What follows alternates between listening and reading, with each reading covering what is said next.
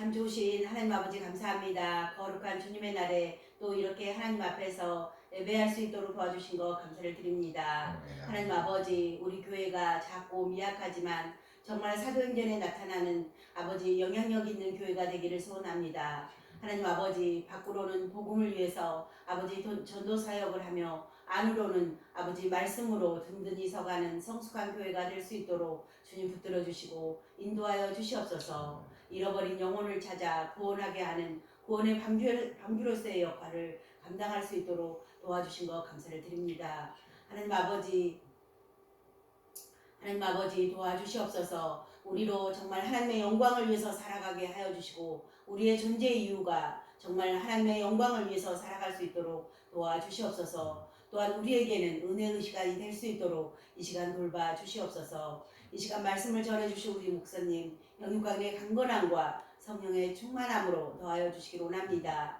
이 시간 신령과 진정으로 드려지는 귀하고 복된 예배가 되기를 기도하며 살아계신 예수 그리스도의 이름으로 기도드립니다. 아멘. 감사합니다. 시간 시편 기도 시간입니다. 시편 47편 말씀드리겠습니다. 47편 고라 자손의 시, 인도자를 따라 부르는 노래. 고라 자손의 시입니다. 너희 만민들아 손바닥을 치고 즐거운 소리로 하나님께 외칠지어다. 지존하신 여호와는 두려우시고 온 땅의 큰 왕이 되시니로다. 여호와께서 만민을 우리에게, 나라들을 우리 발 아래에 복종하게 하시며 우리를 위하여 기업을 택하시나니 곧 사랑하신 야곱의 영화로다. 하나님께서 즐거운 함성 중에 올라가시며 여호와께서 나팔 소리 중에 올라가시는도다. 찬송하라 하나님을 찬송하라 찬송하라 우리 왕을 찬송하라. 하나님은 온 땅의 왕이십니다. 지혜의 시로 찬송할지어다. 하나님이 무 백성을 다스리시며 하나님이 그의 거룩한 보좌에 앉으셨도다. 함께 온 나라의 국왕들이 모이며 아브라함의 하나님의 백성이 되도다. 세상의 모든 방패는 하나님의 것이며 그는 높임을 받으시리로다. 아멘. 아멘. 제가 함께 찬양합니다.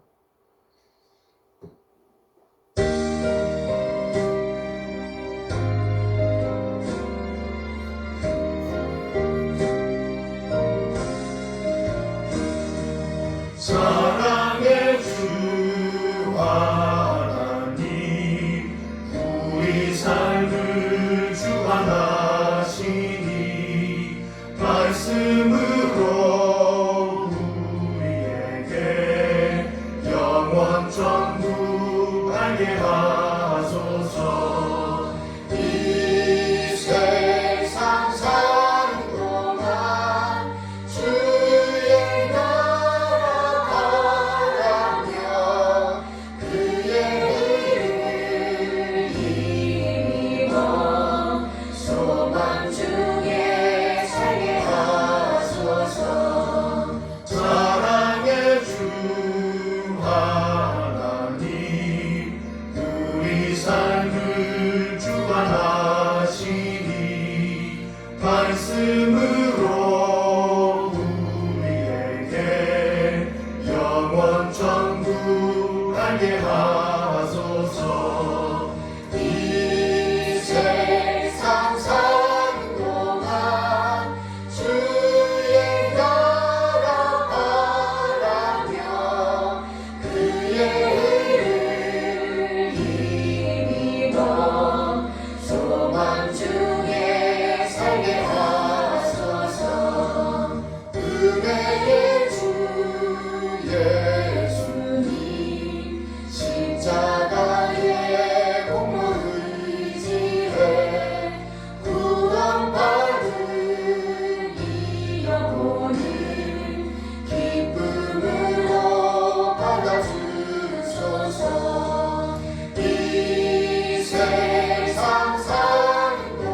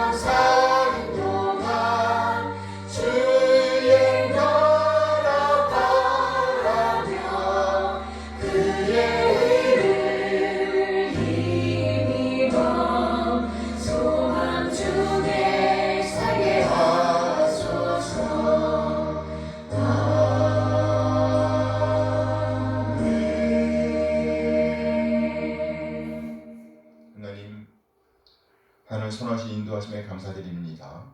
우리 한 사람 한 사람을 구원하시기 위해서 독생을 보내주신 우리 하나님의 그 놀라운 사랑을 찬양합니다.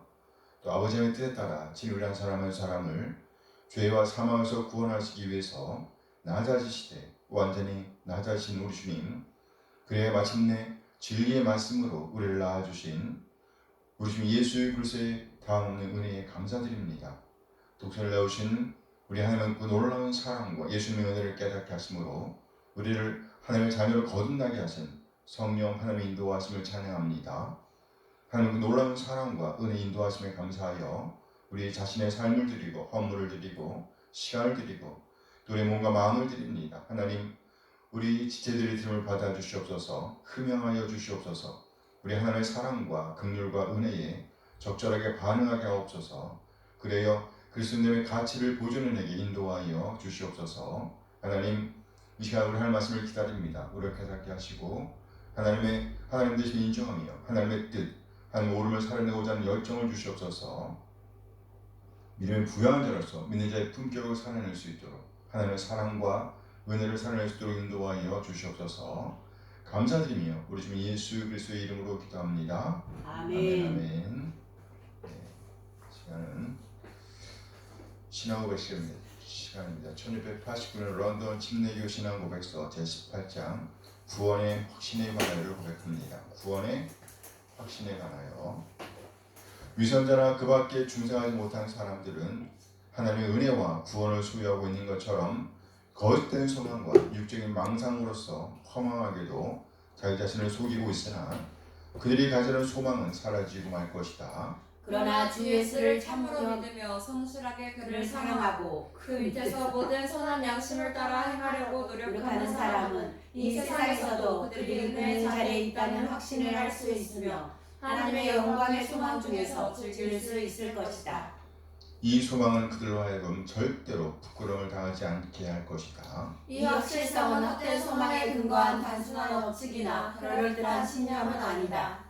그것은 복음에 나타나는 그리스도의 보혈과 그리스도의 의에 근거한 믿음에서 오는 틀림없는 확신이다. 그것은 약속된 성령의 은혜의 내적 증거요 우리가 하나님의 자녀라는 우리 영의 증거와 함께 양자의 영이신 성령의 증거인데 그것으로서 우리는 우리의 마음을 겸손하고 거룩하게 유지해야 한다.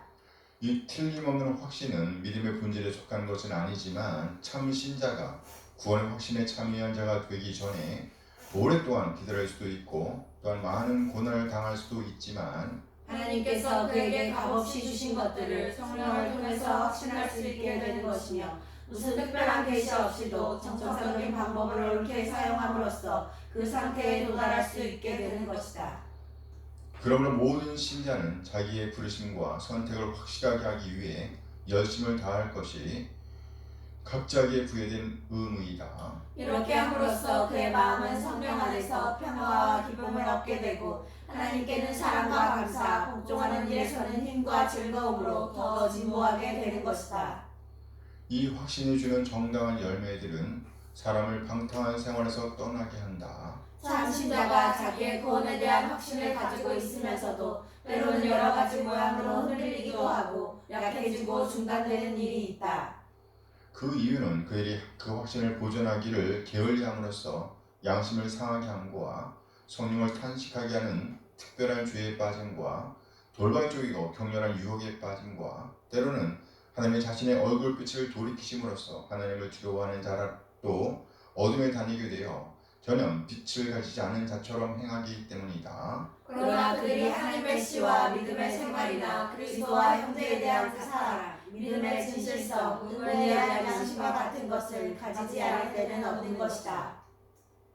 함께 이와 같은 음성들로 말미암아 구원의 확신은 성령의 역사를 통하여 때가 되면 수생하게 되며 그다음은 절망에 빠지지 아니한다. 아멘. 오늘은 사도행전 6장 1절에서 10절 말씀을 봅니다.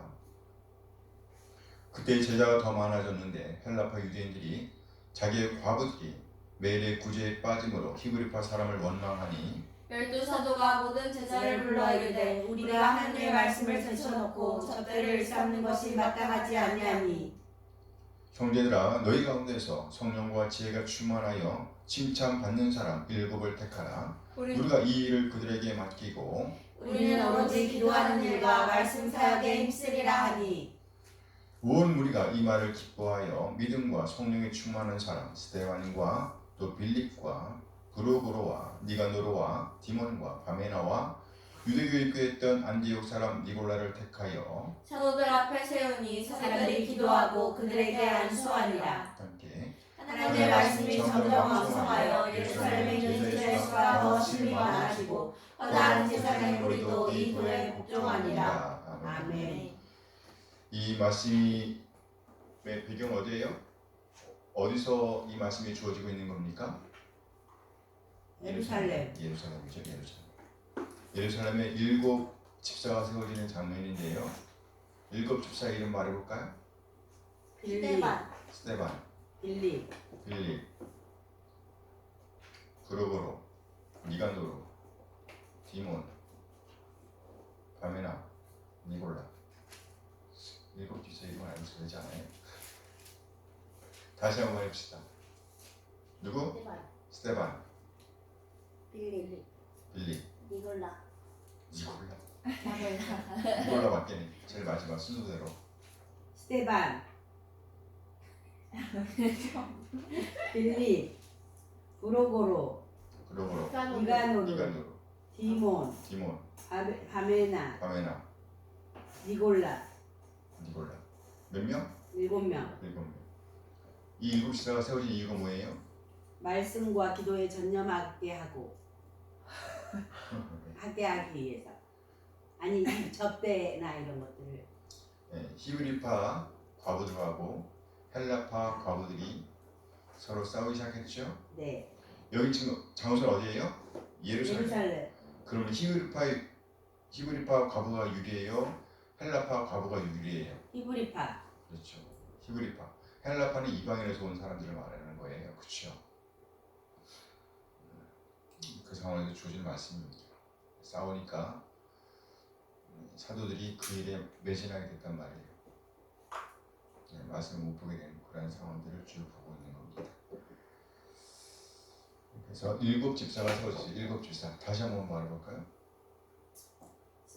스데반, 빌립, 브루고로, 니가노르, 디몬, 바메나, 니골라. 7 집사 이름 정도 알고 있읍시다. 네.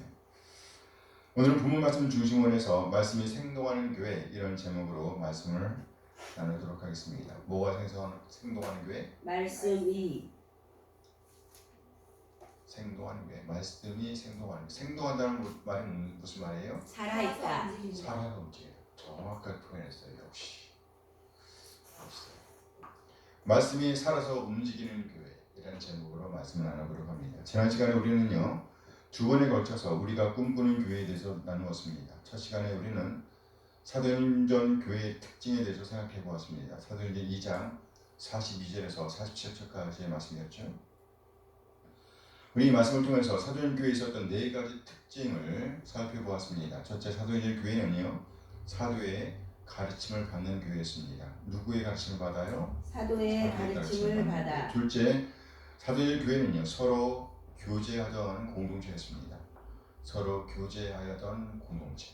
그리고 세 번째로 사도행전 교회는요 기도하던 공동체였습니다. 기도하는 공동체. 우리 이 부분에서 크게 2가지 기도를 생각해 보았습니다. 한 가지는 잃어버린 영혼의 구원을 위한 기도였어요. 다른 한 가지는 무엇이에요? 성숙이죠. 우리의 성숙, 우리 한 사람 한 사람의 성숙, 그리고 교회의 성장, 성숙을 위한 기도가 필요함을 생각해 보았습니다. 그리고 4번째로 사도행전 교회는요 바로 하나님을 찬미하는 공동체였다는 거죠. 누굴 찬미한다고요? 하나님을 찬미하는 공동체. 이로 말미암아 많은 영혼의 열매를 거두게 되었음을 살펴보았습니다. 2번째 시간에는요 사도행전 9장 31절 말씀을 본문으로 해서 영향력 있는 교회에 대해서 생각해 보았습니다. 영향력 있는 교회. 사도행전 교회는 하나님을 경외하는 교회였습니다. 그리고 사도행전 교회는 성령님의 위로가 늘 함께 하던 교회였습니다. 이로 말미암아 온 유대와 갈릴리 그리고 사마리아 교회가 든든히 세워져 갔다는 말씀을 나눴습니다. 온 유대, 갈릴리, 그리고 사마리아. 다시 말해 교회 공동체가 이스라엘 모든 지역에 영향을 끼치게 되었다는 것이에요. 우리는 하나님을 경외함과 성령님의 위로로 말미암아 이처럼 영향력 있는 교회를 꿈꾸게 되었습니다. 이제 오늘은 좀 더 구체적으로 우리가 꿈꾸는 교회는 바로 말씀이 생동하는 교회라는 거예요. 뭐가 생동하는 교회? 말씀이 생동하는 교회. 말씀이 성령을 모신 우리 한 사람 한 사람 안에서 역동적으로 운행하는 것을 꿈꾸자는 겁니다. 말씀이 살아서 운행하는 교회, 이런 교회를 소망합니다. 사도행전 4장과 5장에서 보면 이렇게 복음을 증거하던 이들이 박해를 받는 장면이 묘사되어 있습니다. 그러나 초대교회는 이 박해 때문에 움츠러들지는 않았습니다. 초대교회는 그 모든 박해에도 불구하고 오히려 더욱 힘차게 복음을 들고 전진합니다. 앞으로. 교회는 오히려 그 박해로 인해서 더욱더 강건해졌습니다. 강건해졌어요. 튼튼했단 말이에요. 오늘 본문 사도행전 6장에서 보면 이제 사탄은 박해라는 술책이 통하지 않았어요. 그래서 이번에는요 내부적인 분열을 깨합니다. 내부적인 분열. 오늘 본문은 바로 그때에 있었던 문제를 지적하면서 시작됩니다. 오늘 본문 6장 1절 맞습니다. 사도행전 6장 1절 이게 여기죠. 여기입니다. 함께 읽어요. 그때 제자가 더 많아졌는데 헬라파 유대인들이 자기의 과부들이 매일 구제에 빠짐으로 히브리파 사람을 원망하니 그때의 제자가 더 많아졌다. 믿는 자들의 수가 아주 많아졌다는 거예요. 그런데 오히려 그들 중에 만족하지 못하던 사람들이 나타납니다. 즉 헬라파라고 불리던 사람들이 히브리파라고 불리던 사람들을 대항하여 불평을 쏟아 놓았다는 거예요. 즉 헬라어를 사용하던 그리스도인들이 히브리어를 사용하던 그리스도인들에 대해 불만을 갖고 있었다는 것입니다. 불평의 내용은 이것이었어요. 헬라파라 불리던 사람들의 말에 의하면 매일매일 음식을 분배하는 과정에서 자기들 즉 헬라파라고 불리던 과부들이 차별을 받고 있었다는 것입니다. 히브리파 사람들이란 예루살렘을 중심으로 고향을 떠나지 않고 살아왔던 유대인들을 가리킵니다. 그리고 헬라파 유대인들이란 흩어졌던 유대인들로서 특별히 헬라 문화의 배경하에 살다가 다시 고향으로 돌아왔던 유대인들을 가리킵니다. 오늘 본문 말씀은 바로 이 두 종류의 유대인 사이에 갈등과 분열이 시작된 것을 보여주고 있습니다. 갈등 뜻이 뭐라 그랬어요? 엉켜있는 거죠. 엉켜있는. 갈은 무슨 갈자? 가지 칡넝쿨.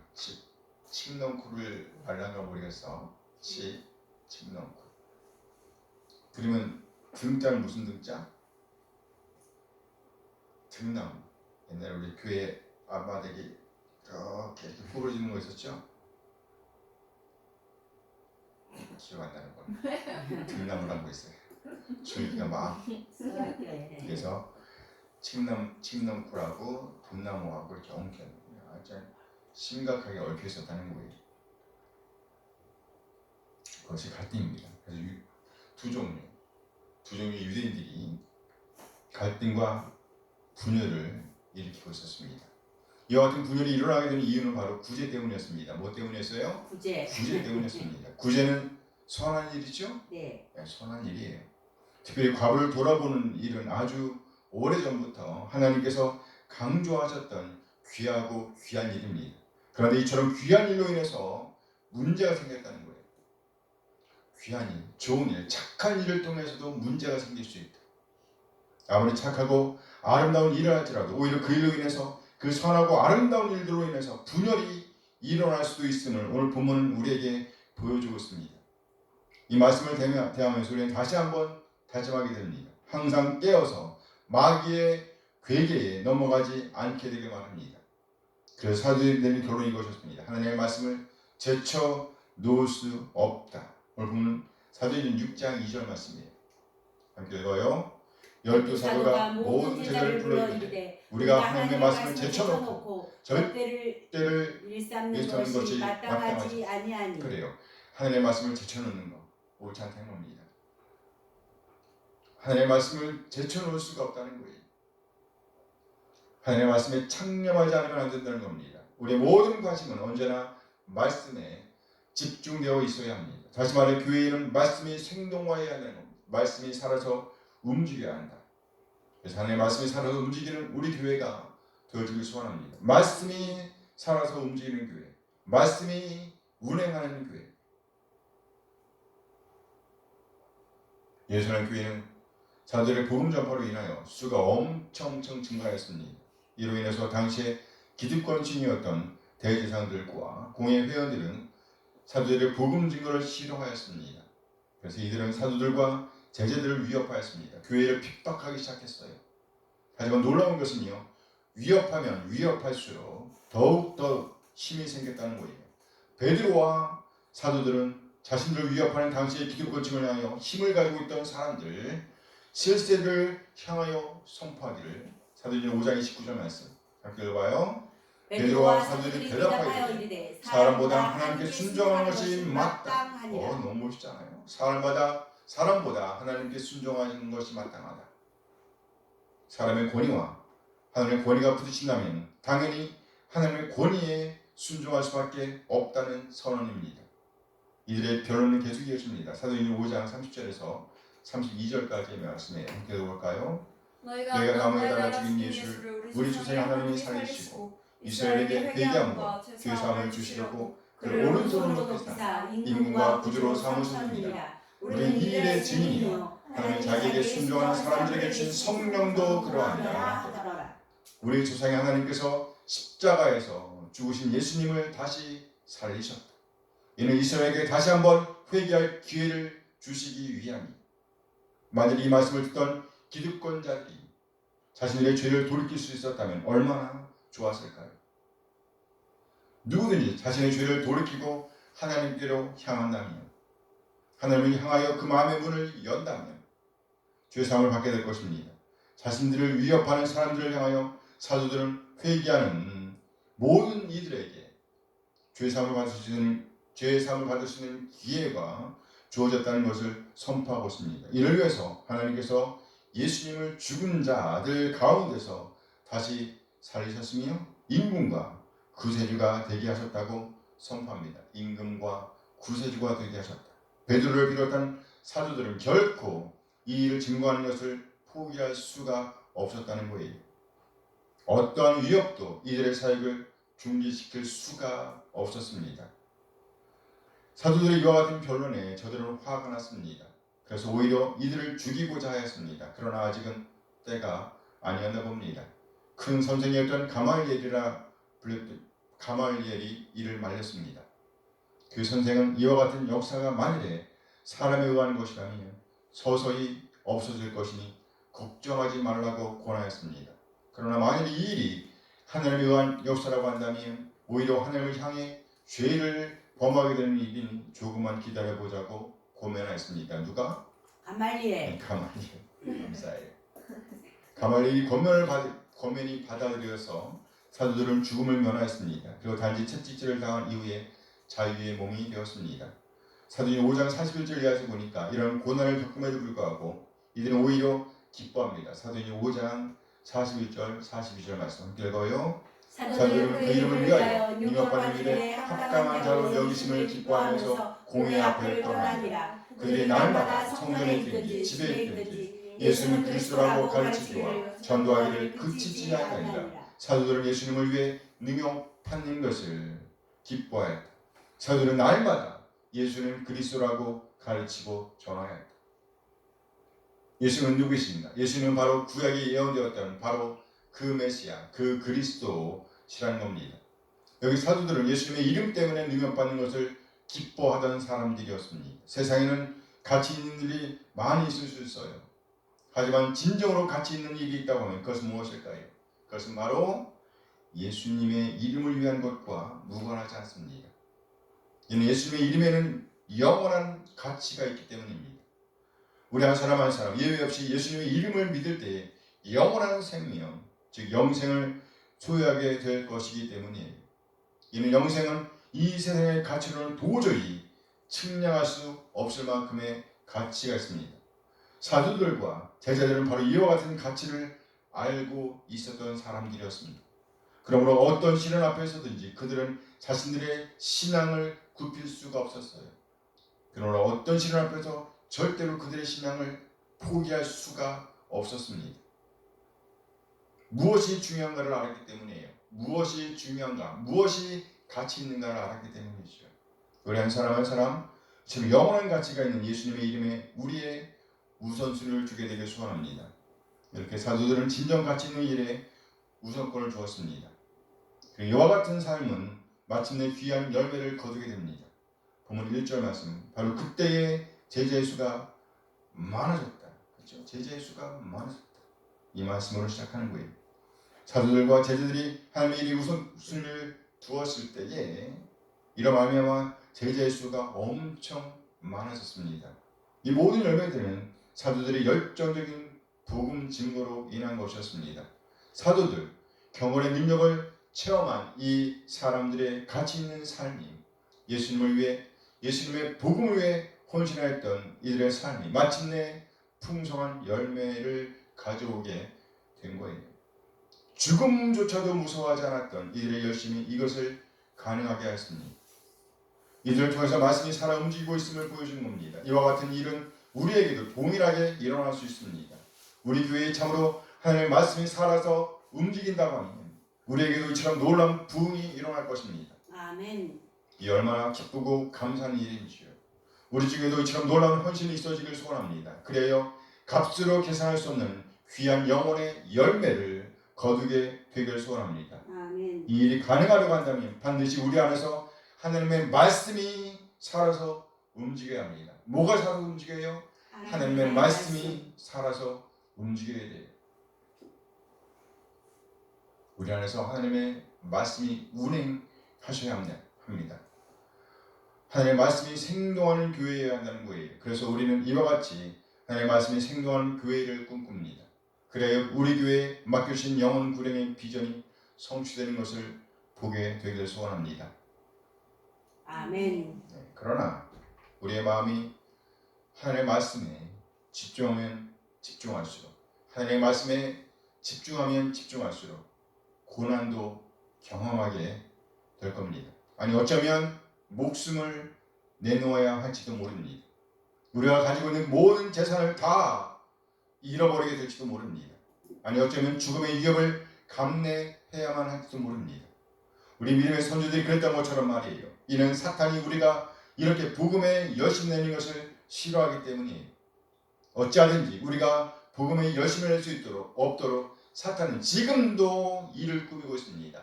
역사하고 있어요. 그러한 상황들을 만들어 내기 위해서 가진 노력을 다하고 있습니다. 때로는 매스컴을 이용하기도 합니다. 아주 선동적으로 우리의 열심을 잠재우려고 합니다. 참 합리적으로 접근하기도 하죠. 생각해봐.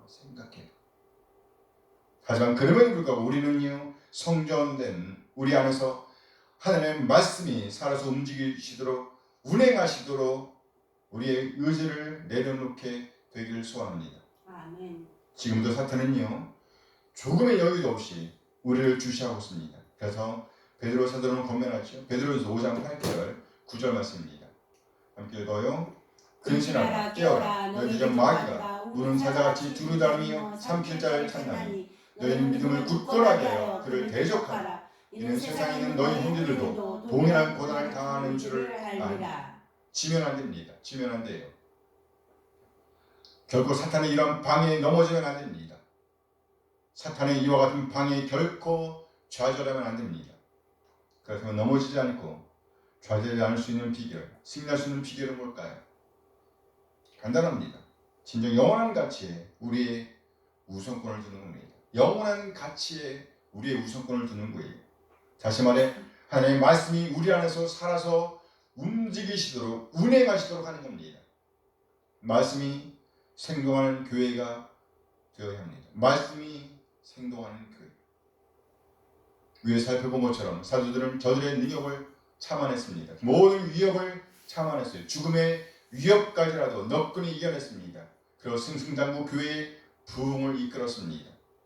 저들과의 싸움에서 완전히 승리를 쟁취한 것이에요. 밖으로부터 오는 그 모든 고난을 거뜬히 참아낼 수가 있었습니다. 아니 오히려 기뻐하면서 당당히 감내하면서 하루하루를 살아냈습니다. 사도들은 사탄의 외적인 공격을 이겨내고 승리하여 영적인 열매를 풍성히 거두어냈습니다. 엄청나게 많은 수의 제자들이 양육되고 있었습니다. 이 시점에서 제자들은 승리한 뒤에도 시험이 올 수도 있음을 경험해야만 했습니다. 외적인 전쟁에서 승리했다 하더라도 위험은 여전히 남아있다는 것을 배워야 했습니다. 제자들은 많은 영혼들을 하나님께로 인도하는 열매를 거두었습니다. 그러나 이 과정에서 필요에 처한 사람들이 점점 더 많아짐을 보아야 했습니다. 가난한 사람들이 많이 모였어요. 너무 많은 사람들이 모여들었기 때문에 어떤 사람들은 교회 내 구제 사업에서 제외되었습니다. 성경에 따른 서투른 행정과 관리가 드러나는 거예요. 무엇보다 사도들의 말씀 전하기 등한히 되어졌습니다. 너무나 바빴어요. 이것이 더욱 심각한 일입니다. 너무 많은 일들로 인해서 시급하게 처리할 많은 일들로 인해서 하나님의 말씀을 뒤로 제쳐 놓아야만 했습니다. 그러나 이 일은 하루 이틀에 끝날 일이 아니었죠. 일을 하면 일을 할수록 더욱더 하나님의 말씀은 자취를 찾아볼 수가 없게 되었습니다. 하나님의 말씀은 온데가 없고 일만 남았어요. 그래 이제는요 이들에게 하나님의 은혜가 잊혀졌습니다. 그리고 오히려 일만 남게 되었어요. 은혜는 사라지고 말았습니다. 은혜는 사라지고 일만 남게 되었어요. 이로 인해 교회의 내 불평은 점점 더 구체화되었습니다. 내부에서 문제가 발생하기 시작합니다. 이 한 사람 한 사람이 얼마나 귀한 영혼인가요? 어떻게 얻은 영혼들이에요? 결코 이 한 사람이라도 잃을 수는 없는 일입니다. 너무도 안타까워하고 있는 이 사도들의 마음을 읽을 수 있었으면 좋겠어요. 목숨 걸고 얻은 생명. 우리 시체 중에 단 한 사람이라도 귀하지 않은 영혼은 없어요. 그 영혼들은 바로 우리의 미래입니다. 이들을 잃는다는 것은 곧 우리의 미래를 잃는 것과 같아요. 따라서 사도들은 이 한 영혼을 살릴 수 있는 방법을 찾아야만 했습니다. 어떻게 하면 다시 이 한 영혼들의 상처를 치료하며 하나님의 사람으로 서게 할 수 있을까? 어떻게 해야 이들이 하나님 앞에 바로 설 수 있을까? 사도들은 다시 한번 무릎을 꿇어야 했습니다. 내부에서 일어나는 갈등보다 오히려 외부로부터 오는 박해가 쉬웠습니다. 이 어려움은 어떻게 극복해야 할까요? 이들은 하나님 앞에 지혜를 구합니다. 사도들 결심을 들어보세요. 오늘 보면 2절과 4절 말씀입니다. 사도전 6장 2절 4절 함께 읽어요. 열두 사도가 모든 제자를 불러 이르되 우리가 하나님의 말씀을 제쳐놓고 접대를 일삼는 것이 마땅하지 아니하니 우리는 오로지 기도하는 일과 말씀 사역에 힘쓰리라 하고. 하나님의 말씀을 제쳐놓고 접대를 일삼는 것은 마땅하지 않다. 접대하는 것이 귀하지 않다는 말이 아니에요. 우선순위에서 하나님의 말씀이 먼저라는 겁니다. 오로지 기도하는 일과 말씀 사역에 힘쓰리라. 교회 내부에서 생긴 문제를 해결하기 위해서 사도들은 모든 믿는 자들을 소집하였습니다. 그리고 이들을 향하여 조용히 그러나 단호하게 이야기를 시작합니다. 이제 더 이상 하나님의 말씀을 제쳐놓을 수는 없습니다. 하나님의 말씀을 뒤로 제껴놓을 수는 없어요. 공개하는 일이 아무리 중요하다 할지라도 하나님의 말씀보다 앞에 설 수는 없습니다. 기도하는 일보다 앞설 수는 없습니다. 그래 우리는 기도하는 것과 말씀 전하는 일에 전념하겠습니다. 사도들은 비로소 정신을 차렸습니다. 그 무엇도 하나님의 말씀보다 앞설 수는 없다는 것이었어요. 기도하는 것을 무시할 수가 없었다는 겁니다. 기도라는 것 하나님과 교통하는 일을 의미합니다. 하나님과 교통하는 것. 하나님과 교통하는 것보다 더 중요한 일은 없다는 거예요. 왜 말씀과 함께 기도가 강조되었을까요? 기도 없이는 말씀 앞에 순종할 수가 없기 때문입니다. 말씀을 전파할 때 사람들을 변화시키는 능력은 기도 없이는 불가능해요. 무엇보다도 기도가 없다고 하면 말씀은 살아서 움직일 수가 없습니다. 말씀이 생동하게 하기 위해서는 반드시 기도가 필요합니다. 기도로 말미암아 그리고 그 기도를 통해서만이 이 말씀은 살아서 움직일 수가 있어요. 그리고 이렇게 기도를 통해서 말씀이 운행할 때 비로소 놀라운 능력을 보게 됩니다. 수많은 사람들이 복음을 듣고 하나님께로 돌아오는 역사가 일어납니다. 이처럼 기도할 때에 말씀은 살아서 운행하며 이로 말미암아 사람들의 영혼의 자극과 변화가 일어나기 시작합니다. 그들의 삶의 방향을 바꾸어 놓습니다. 삶의 방향을 바꾸어 놓는 거예요. 사도들은 비로소 이것을 알았습니다. 비로소 이것을 알았어요. 그래 이들은 조용히 그러나 단호하게 선포합니다. 우리는 기도하는 일과 말씀 전하는 일에 전념하겠습니다. 말씀자에게 전념하겠습니다. 그러니 말씀이 생각하는 교회를 위한 일꾼들을 세워주십시오. 사도행 6장 3절 말씀입니다. 풀어서 한번 제가 읽어보겠어요. 여러분이 이제 여러분의 주위를 한번 둘러봐 주시기 바랍니다. 그리고 여러분 중에서 7명의 일꾼을 선택해 주십시오. 7명은 여러분으로부터 존경을 받는 사람이어야 합니다. 성령의 지배를 받는 성령님의 지배를 받는 사람이어야 합니다. 지혜가 충만한 사람이어야 합니다. 그러면 우리는 이제 이들에게 이 일, 즉 음식을 분배하는 일과 교회 행정에 관련된 일들을 맡길 것입니다. 이제 사도들은 교회 안에서 이루어지는 구제 사업을 신실한 일꾼들에게 위임합니다. 이들은 존경을 받는 사람입니다. 지혜가 충만한 사람입니다. 무엇보다도 성령님의 지배를 받는 사람들이었습니다.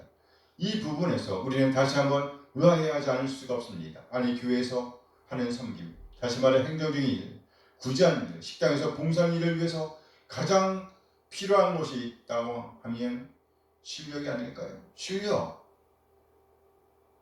실력이 있어야지 일을 할 게 아니에요. 음식도 만들지 못하면서 어떻게 음식을 공개할 수 있을까?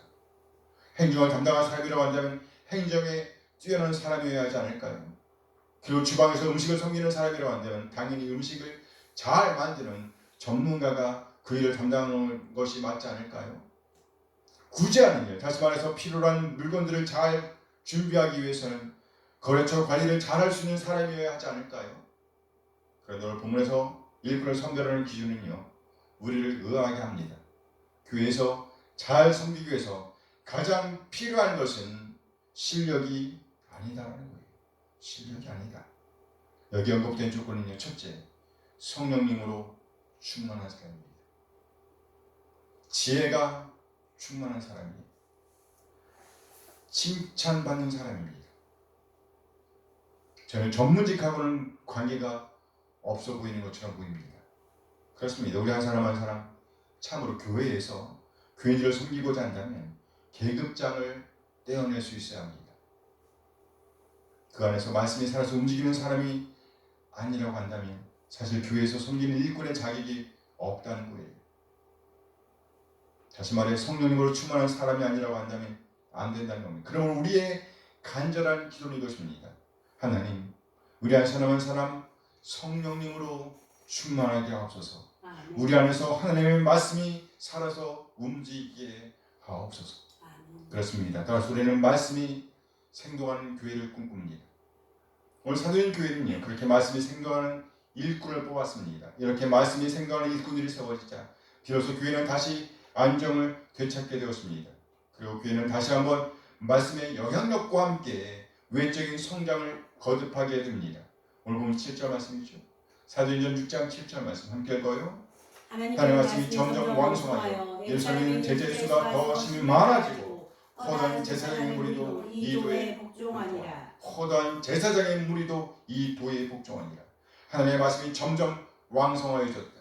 제자의 수가 더 심히 많아졌다. 강조를 하고 있잖아요. 더 심히 많아졌다. 허다한 제사장의 무리도, 심지어 허다한 제사장의 무리도 이 도에 복종하다. 이 제사장들이 누구였어요? 사도들을 핍박하던 사람들이 아니었나요? 이들은 바로 자신들의 기득권을 수호하기 위해서 예수님을 구세주와 주님을 믿던 사람들을 박해하던 사람, 위협하던 사람들이 아니었나요? 그런데 이들이 변화되었단 말이에요. 변화되었어요. 오늘 본문은 이렇게 말합니다. 허다한 제사장의 무리도 이 도에 복종하니라. 이것이 바로 말씀이 생동할 때에 일어나는 역사입니다. 그래서 우리는요, 하나님의 말씀이 생동하는 교회를 꿈꿉니다. 하나님의 말씀이 살아서 운행하는 교회.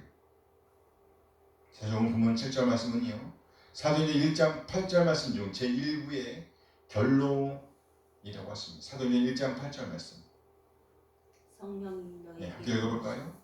우리 성령이 너희에게 임하시면 너희가 권능을 받고 예루살렘과 온 유대와 사마리아와 땅끝까지 이르러 내 증인이 되리라 하시니. 읽으세요. 성령이 너희에게 임하시면 너희 권능을 받고 예루살렘과 온 유대와 사마리아와 그 다음에 땅까지 이르러 내 증인이 되리라. 여기에 예루살렘과 온 유대의 일부, 사마리아 2부, 땅까지 3부 사도행전을 나눌 수가 있어요. 굳이 나눈다고 하면요. 여기 예루살렘과 온 유대. 이 말씀 중에서 제1부에 해당하는 말씀은 바로 예루살렘과 온 유대라고 할 수 있는 거예요. 그래요? 보세요. 예루살렘은 제재수가 더 심한, 예루살렘과 온 유대. 예루살렘은 유대의 중심이었잖아요. 이렇게 더 심이 많으신 거예요. 그래, 하나님의 말씀이 점점 왕성하게 예루살렘은 제재수가 더 심이 많아졌다. 그리고 허다한 제사장의 무리도 이도에 복종한다. 예루살렘과 온 유대의 복음이 증거되기 이전에 어떤 일이 있었나요? 먼저 예수님께서 공생애를 마치시고 죽으신 후에 부활하시는 사건이 어디서 있었어요? 예루살렘에 있었어요. 사도행전 부활하신 주님께서 마지막으로 사도행전 1장 8장 말씀하시고 승천하시는 장면으로 시작합니다. 이후 몇 날이 못 되어서 성령님께서 강림하십니다. 사도행전 1장 2절에 가면 40일 동안 보이셨다고 합니다. 그러니까 10일 후에 성령님께서, 예수님께서 승천하시고 난 이후 10일째 되는 날, 10일 후에 성령님께서 임하신 거예요. 예수님께서 부활하신 후 50일째 되는 날에 성령님께서 제자들에게 임하셨습니다. 예수님의 죽으심과 부활, 그리고 승천, 그리고 이어서 예수님의 부활 이후 50일째 되는 날에 성령님께서 임하셨습니다. 이때부터 제자들이 본격적인 복음 증거 사역을 시작하였습니다. 성령님께서 임하시기 이전의 사도들과 성령님께서 임하시기 이전의 사도들과 성령님께서 임하신 이후의 사도들은 완전히 달랐습니다. 이제 이들은 전사들이 되었어요. 전사. 하나님의 나라를 위한 군사가 되었다는 거예요. 정예군이 되었습니다. 이들로부터 제자들이 재생산되기 시작합니다. 7명의 사람들이 교회에 추천을 받았습니다. 그리고 사도들이 이들을 안수하였습니다. 이후로 예루살렘 교회가 하나님의 말씀으로 인해 그 기초가 든든히 세워졌다는 거예요. 일부. 든든히 세워진 교회의 특징은 바로 말씀 사역입니다. 무슨 사역이요? 말씀 사역. 말씀이 살아서 역사할 때 비로소 교회는 교회다워지는 겁니다. 하나님의 말씀이 점점 왕성하여 예루살렘에 있는 제자의 수가 더 심히 많아지고 허다한 제사장의 무리도 이 교회에 복종하니라. 하나님의 말씀. 하나님의 말씀이 점점 왕성하였다. 제자의 수가 더 심히 많아졌다. 제자의 수가 증가되는 것은 전적인 말씀의 역사였다는 겁니다. 예루살렘 교회에 제자의 수가 증가하게 되는 것은 전적인 말씀의 역사, 즉 말씀이 살아서 일하고 있을 때에 이런 역사가 일어날 수가 있다는 거예요. 이렇게 말씀이 역사할 때 복음의 능력은 지역을 성장하게 합니다. 지역을 살아나게 합니다. 하나님의 말씀이 왕성하게 역사하셨을 때에 예루살렘 교회의 제자의 수가 증가했습니다. 뿐만 아니라 예루살렘 교회가 든든히 세워지니까 가진 고난에도 불구하고 흩어진 제자들이 가는 곳마다에서 복음을 증거하게 되었습니다.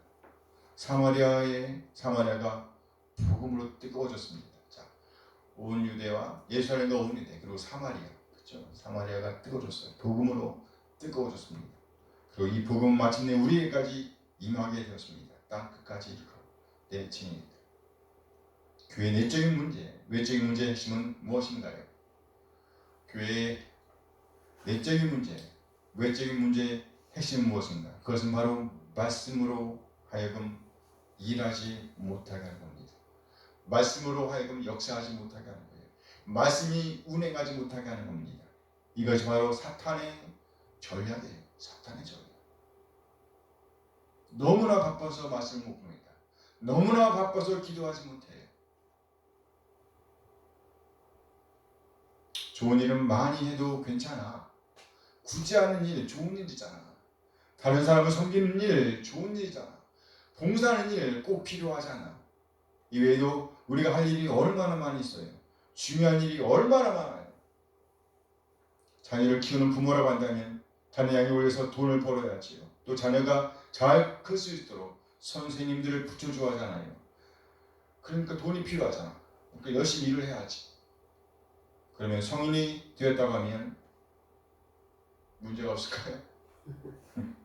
직장 문제가 보통 문제가 아니잖아요. 노인이라고 해서 중요한 일이 없는 거 아니잖아요. 이렇게 사탄은 우리에게 중요한 일들을 많이 맡깁니다. 너무 많아요. 하지만 이것이 가장 중요한 일, 가장 가치 있는 일은 아니죠. 가치로 따진다고 하면 가장 중요한 가치를 여기에 둘 수는 없다는 말이에요. 왜냐하면 이 모든 것들은 영원한 생명, 즉 영원한 가치와는 비교할 수가 없기 때문이죠. 사탄은 이렇게 엄청 영원한 가치에 우리의 시선을 고정하지 못하도록 유도합니다. 이 영원한 가치에 우리의 시선을 고정하지 못하도록 늘 바쁜 것들, 중요한 것들을 우리에게 맡긴단 말이에요. 그래서 우리가 하여금 하나님의 말씀과 멀어지게 합니다. 하나님의 말씀과 멀어지게 해요. 이 영원한 것에 가치를 두지 못하게 한다는 말이에요. 예루살렘 교회에 있었던 문제가 바로 그것이었습니다. 사도들의 복음 증거로 인하여 예루살렘 교회가 점점 더 성장했습니다. 양쪽으로. 그리고 질적으로 점점 더 성장하니까 사탄은 그저 지켜보고만 있을 수가 없었습니다. 그래서 내군이 일어날 구실을 만든 거예요. 내군. 일어날 수 있는 문제였잖아요. 충분히 고민할 만한 가치가 있는 문제였죠. 그렇다고 해서 그것이 가장 가치 있는 일은 아니죠. 하나님의 말씀을 제쳐놓을 만큼 그렇게 중요한 가치가 있는 일은 아니었죠. 우리가 정말로 소중한 가치가 무엇인가요? 과연 예배보다 더 소중하게 생각해야 할 것이 이 세상에 있을까요? 하나님을 만나고 하나님을 예배하는 것보다 더 소중한 것이 과연 있을까요? 아니요. 생명의 근원이 여기 있는데 생명의 근원이 바로 우리 하나님이신데 말이에요. 어찌하든지 하나님과의 관계를 기초로 해서 오늘을 살아내게 되길 소원합니다. 가장 소중한 가치는 하나님께 있음을 꼭 기억하시기 바랍니다.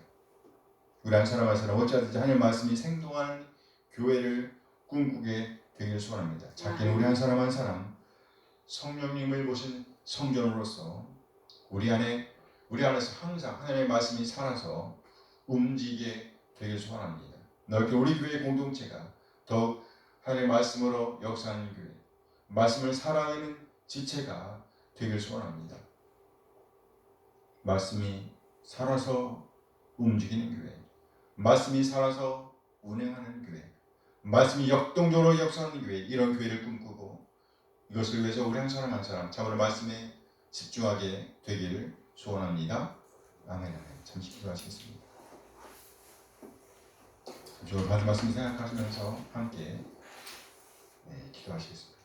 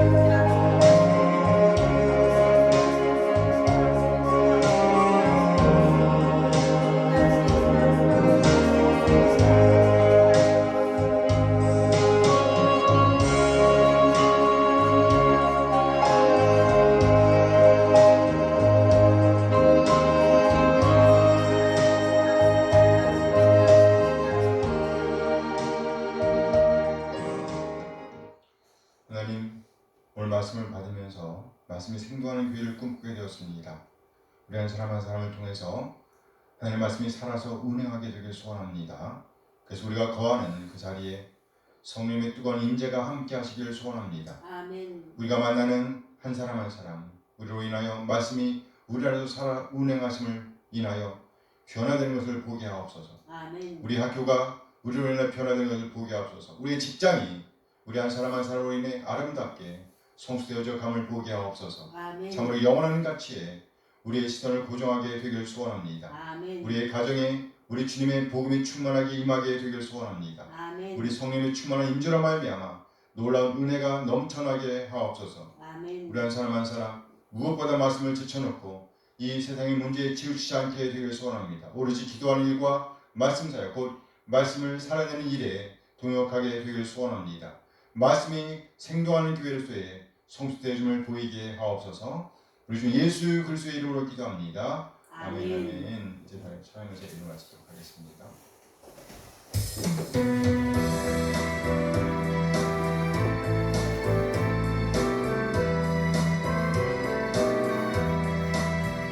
주를 경배하리 나 경배하리 주를 찬양하리라 주를 경배하리 나 경배하리 주를 찬양하리라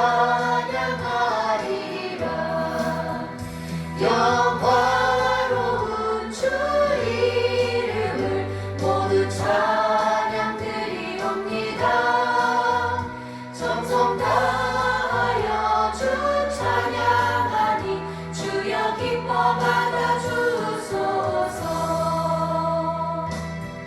주를 경배하리 나 경배하리 주를 찬양하리라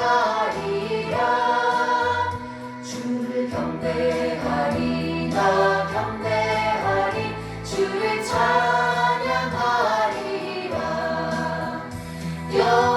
영화로운 주 이름을 모두 찬양드리옵니다 정성 다하여 주 찬양하니 주여 기뻐 받아주소서 영화로운 주 이름을 모두 찬양드리옵니다 정성 다하여 주 찬양하니 주여 기뻐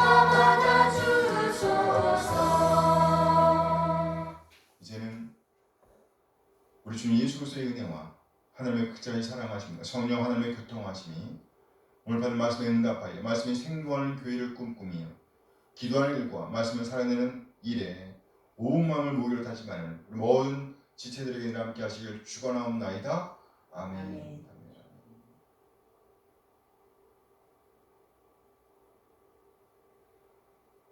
네, 예배를 마쳤습니다.